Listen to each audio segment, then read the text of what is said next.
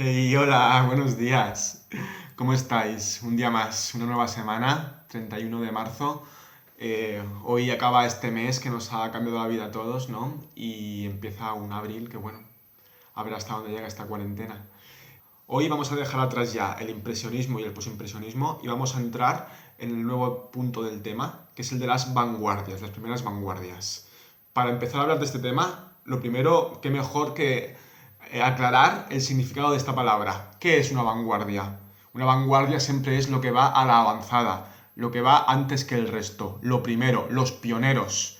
Y hemos visto que en el arte hay muchos pioneros, siempre incomprendidos, y las vanguardias serán unos de ellos. Una serie de movimientos muy diversos, ahora los conoceremos, también llamados los ismos, porque veremos que todas sus definiciones acaban por este sufijo, fauvismo, cubismo, expresionismo, etcétera, siempre serán ismos, y unos estilos muy diversos, como os he dicho, pero que comparten algo esencial, que es el rechazo a las normas sociales preestablecidas y la voluntad de experimentar con todo y de romper con el arte tal y como estaba concebido hasta este momento. Pongámonos en contexto en primer lugar, estamos en las primeras décadas del siglo XX, sobre todo en los años previos al estallido de la Primera Guerra Mundial, unos años de cambios sociales muy pronunciados, de nuevos inventos como la aviación, el teléfono, la radio, nuevos medios de comunicación, por tanto, la sociedad empezaba a participar de la política, es la época de la política de masas, la publicidad, el cine, todo de innovaciones que cambian la manera de relacionarse y si la sociedad se transforma, ¿cómo no va a hacerlo el arte, no? Ah, por cierto, antes que me preguntéis, os presento a Mayakovsky y a Lily Brick, que me acompañan en esta charla, artistas y poetas rusos que serán también unos vanguardistas. Empezaremos con la primera de las vanguardias, que es la del cubismo. ¿Os acordáis de Cézanne? Cuando en sus bodegones empezó a desafiar las leyes de la perspectiva. También vimos cómo artistas como Gauguin empezaron a reivindicar un arte primitivo, bien influenciados por el arte prehistórico o por las sociedades primitivas que encontraban en Tahití. Y influenciado por estas dos corrientes, tal vez, un joven malagueño afincado en París, llamado Pablo Picasso, seguro que os suena, hizo una obra muy rompedora, llamada Las señoritas de Aviñón. En esta obra, si nos fijamos bien, no hay realismo por ningún lugar.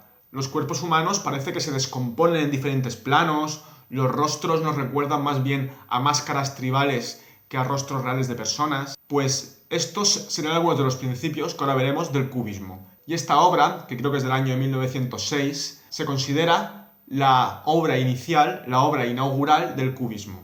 Por cierto, las señoritas de Aviñón no tienen nada que ver con la ciudad francesa de Aviñón, sino que hace referencia a la calle de Aviñón de Barcelona, una calle frecuentada por prostitutas. No digo nada más. El principio fundamental del cubismo consiste en coger un objeto y descomponerlo en todos sus puntos de vista diferentes para después volverlos a construir en un único plano. A lo mejor lo entendéis mejor si cojo una caja, ¿vale? Una caja, publicidad. Imagina que es un objeto que quiere ser pintado por un artista, cubista, pues lo que hace primero es descomponerlo, ¿vale?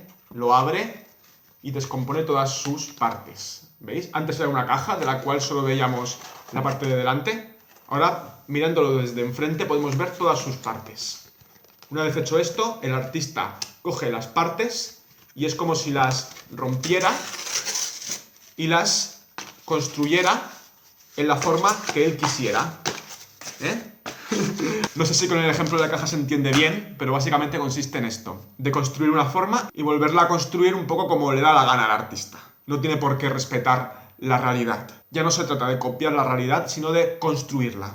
Por ejemplo, en este violín de Picasso, los críticos cuando lo vieron se echaron las manos a la cabeza. En plan, esto no es un violín, ves que no se ve tal. Claro, Picasso dijo, a ver, si alguien quiere ver cómo es un violín, no va a ir a un museo a verlo. Tiene violines en muchos lugares. Esto es un juego en el cual el espectador intenta reconstruir la imagen de un violín partiendo de diferentes planos de esa imagen. No sé si entendéis un poco de qué va la cosa. El nombre de cubismo también es un nombre que en principio era peyorativo, se lo pusieron los críticos un poco de manera despectiva, porque había autores como Break que hacían obras como esta. Claro, los críticos solo veían cubos por todos lados, y realmente Break hace un poco esto. Pero apliquemos este mismo principio a, por ejemplo, un retrato, una persona humana. Y al hacer esto, digamos que al cubismo la cosa se les fue de las manos. Por ejemplo, mirad este retrato de Ambroise Vollard. Vemos unos ojos como un rostro, pero el resto es un plano totalmente descompuesto. Hay ocasiones que incluso cuesta identificar qué es lo que hay. Si no es por el título que nos da una pista, no lo entenderíamos. Por ejemplo, ¿quién ve aquí un metrónomo y una mandolina? Incluso renuncian al color. Son todo obras, como vemos, de colores muy oscuros. Después de haber llegado tan lejos, artistas como Picasso o Break tuvieron que recoger cable y volver un poco atrás, porque ya nadie entendía lo que hacían. En su última fase, la fase sintética, los cubistas vuelven a recuperar un poco la forma de los objetos y apuestan por el collage. Hacen obras pegando trozos de papel, de otros materiales, y componen obras como estas. Al mismo tiempo, aproximadamente, en París surgió otra corriente muy diferente, la que se ha llamado el fauvismo. Es una corriente cuyo principal pintor es Henri Matisse y es, igual que el cubismo, una denominación despectiva. Fauve en francés quiere decir algo así como salvaje, bestia salvaje, y fue como muchos críticos llamaron a Matisse y a sus seguidores después de que expusieran en la exposición de París de 1905 obras como esta, llamada La raya verde, que no deja de ser un retrato de su mujer, de Madame Matisse, y parece ser que esta obra causó un gran escándalo en la crítica. Las crónicas cuentan que la gente huía despavorida, los críticos echaban las manos a la cabeza, catalogaban a Matisse de monstruo, catalogaban esta obra de monstruosidad, a su autor de salvaje, de fauve, de aquí viene el nombre, y bueno, yo qué sé, igual es que estamos acostumbrados a ver de todo hoy en día, pero a mí tampoco me parece para tanto. Sin embargo, la crítica se encarnizó con los fauvistas. Monstruosidades infantiles sin sentido, mensajes peligrosos salidos de un manicomio, grotesco, primitivo, animal, maníaco, todo esto eran piropos que los críticos de arte lanzaban contra Matisse y los fauvistas. Sin embargo, al público le gustó y Matisse en pocos años se convirtió en uno de los artistas más apreciados de Francia. Básicamente, este estilo destacaba por un uso súper libre del color.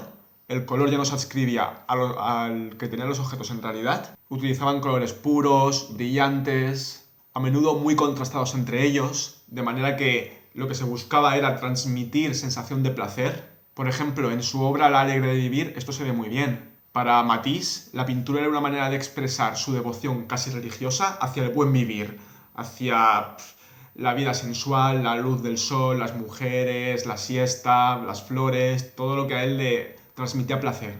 Se utilizaban líneas curvas que transmiten armonía, todo para crear una atmósfera súper ideal, súper armónica. El mismo Matisse dijo la siguiente frase: quiero que la gente preocupada, fatigada por los excesos del trabajo, tenga una sensación apacible cuando contemple mis pinturas. ¿Qué? ¿Lo ha conseguido? Vosotros podréis decir, ¿no? Que lleváis toda la semana teletrabajando, más agobiados que nunca, recibiendo constantemente correos electrónicos de muchos profesores. ¿Qué os transmite estas obras? ¿Os dan un descanso en esta mente ocupada que tenéis todo el día? Mientras esto pasaba en Francia, en el norte de Europa, en Alemania, las cosas no eran tan felices. Ya sabemos que en esos países la gente no es que sea la alegre de la huerta.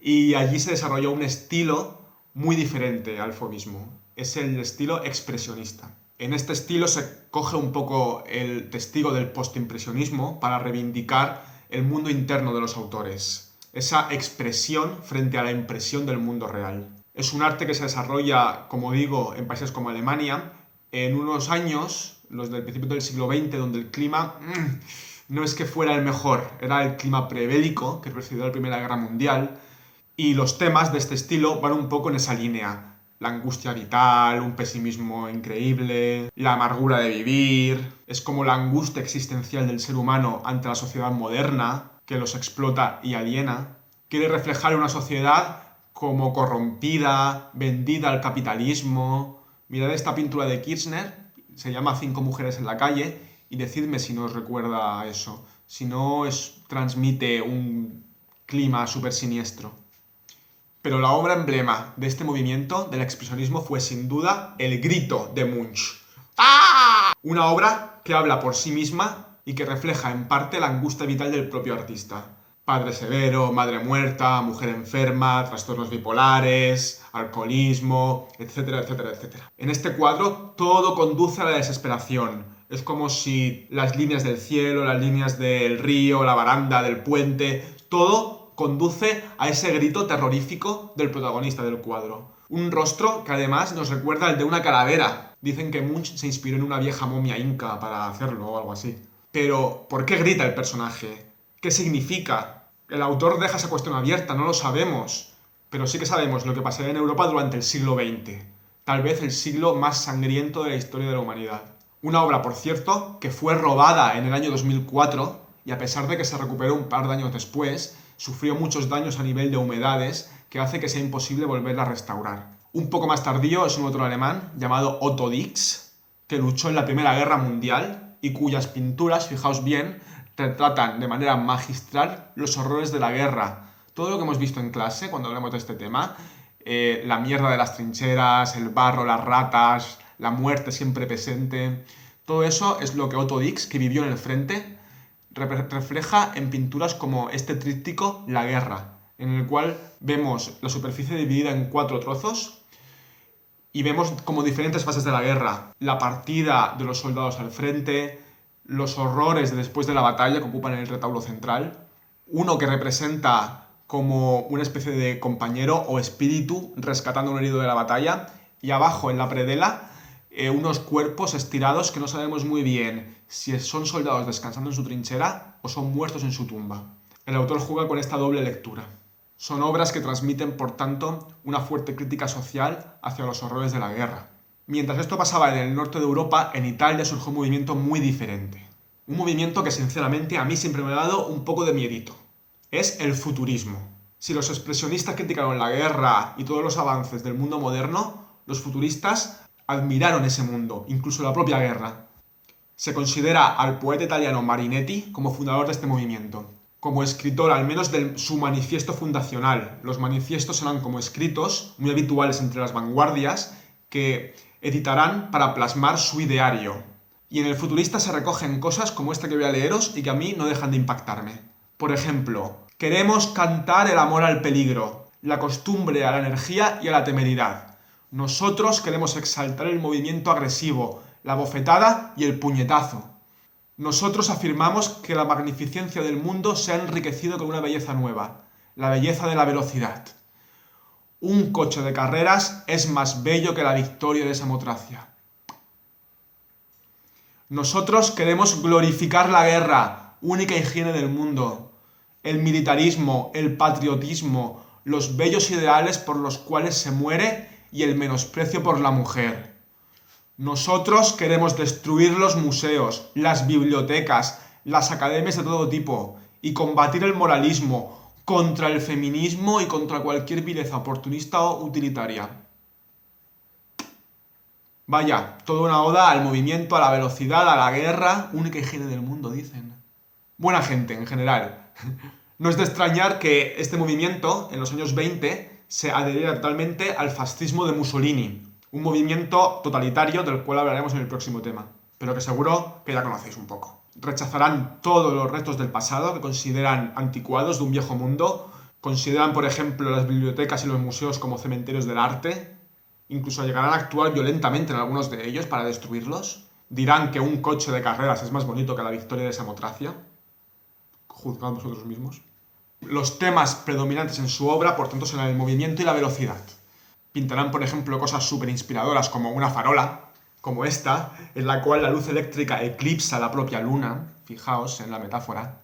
Intentarán transmitir al mismo tiempo una idea de simultaneidad, donde puedan reflejar al mismo tiempo movimiento, luz, sonido. Mirad estas obras de Bala, por ejemplo. Bala decía, un caballo no tiene 4 piernas, sino 20.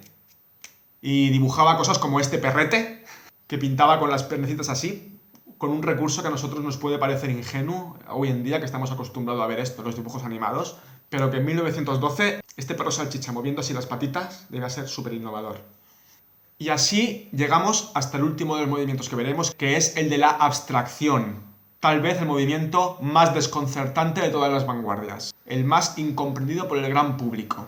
Que siempre se dice, ¿pero esto qué coño es? Yo lo haría mejor, hasta mi hijo pintaría mejor. Pero, como siempre en la vida, por favor, dejad de hacer comentarios de cuñado e intentad buscar el porqué de las cosas. Que todo es más complejo de lo que parece. Suele decirse que el inventor de la pintura abstracta es Kandinsky, un expresionista cuya obra poco a poco se fue haciendo más esquemática, más simple. Vemos, por ejemplo, esta Batalla, que es una obra como súper sencilla, pero en la cual aún podemos identificar algunas formas. Unas lanzas por aquí, una fortaleza, un arco iris, pero en la cual la abstracción va cada vez a más. Dicen que Kandinsky empezó a cambiar su estilo cuando, visitando una exposición de impresionistas en Moscú, comprendió que la pintura podía transmitir sentimientos incluso si no tenía un tema reconocible, incluso si el espectador no sabía muy bien de qué iba la cosa. Y eso es lo importante, transmitir sentimientos, transmitir sensaciones de placer. Que este nuevo estilo, al contemplarlo, te permitiera evadirte de la realidad que era muy dura y muy chunga. Como si pudieras entrar en un estado de meditación y dejar la realidad en la puerta. Todo esto lo hacían mediante signos, formas abstractas, colores, etc. Tal vez el más abstracto de los abstractos fue el ruso Malevich.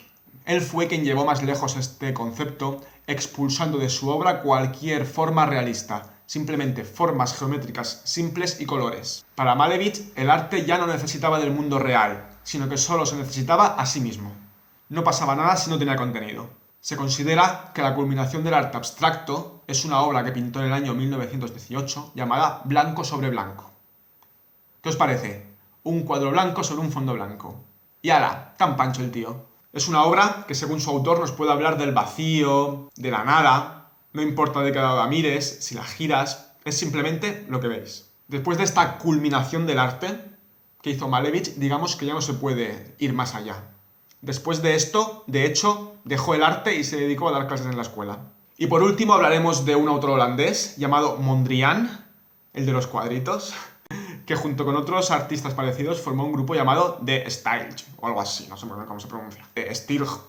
La obra de Mondrian son básicamente retículas de líneas rectas que se cruzan entre ellas y colores primarios, es decir, vermellón, amarillo y cian.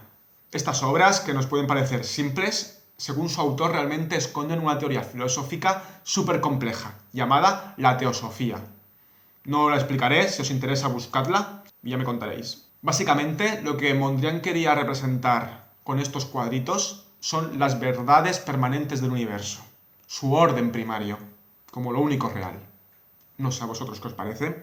Él estaba tan obsesionado con esto que cuando alguno de sus colegas empezó a cambiar y a hacer diagonales en vez de líneas rectas, el tío se súper ofendió y abandonó el grupo.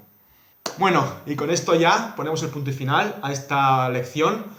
Ya casi hemos llegado al dadaísmo, hemos visto cómo el arte ha evolucionado desde el realismo al impresionismo y de ese estilo a las vanguardias, cómo las vanguardias rompieron con todo lo que había anteriormente, y esto, junto con el contexto de Primera Guerra Mundial, caos y destrucción, etc., nos aboca directamente al dadaísmo, que lo veremos en el próximo día, y nos aboca directamente a ese hecho de Duchamp, en el cual cogió un urinario y lo puso en una galería expuesto como obra de arte. ¿De acuerdo? Pero bueno, eso será otro día. Hoy lo dejamos. Un beso bien fuerte y hasta la próxima.